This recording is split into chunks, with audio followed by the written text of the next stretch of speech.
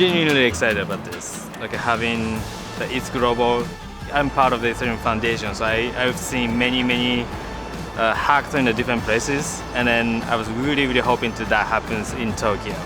Oh, I love Japan. This is so cool. This is my first time, and I love it.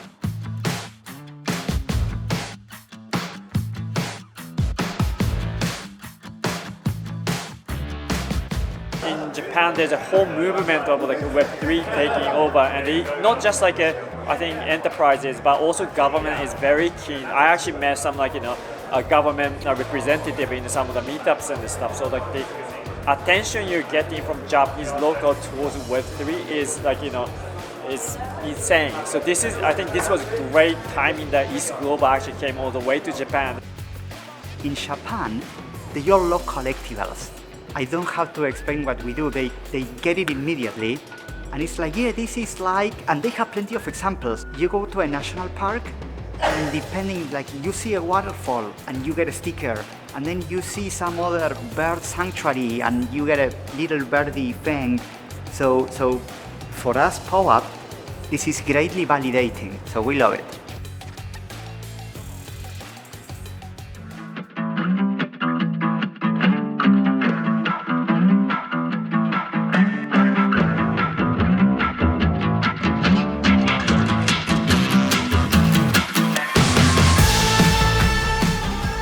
The word infinite got in. The word infinite is from this book called Finite and Infinite Games, and the finite games are the one that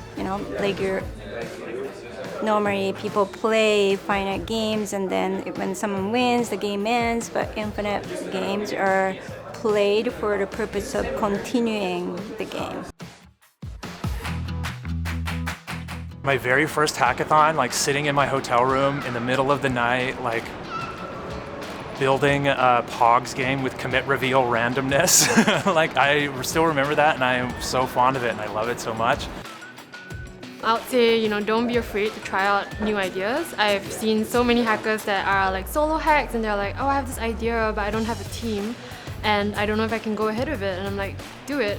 Build it first, and try to inspire others.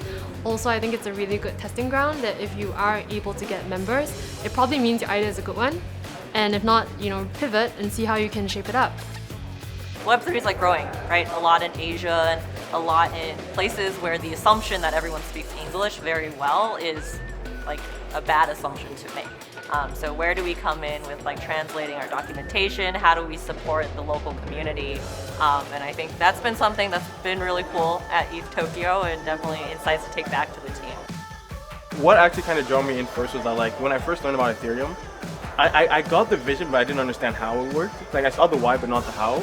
But I was just like, okay, the people involved in this would be super smart. And one thing I've learned is that people that are like very smart and earnest while making the world a better place, generally over time they have a way of figuring it out. So I was like, okay, I'm just gonna bet on the people, and then they'll go from there.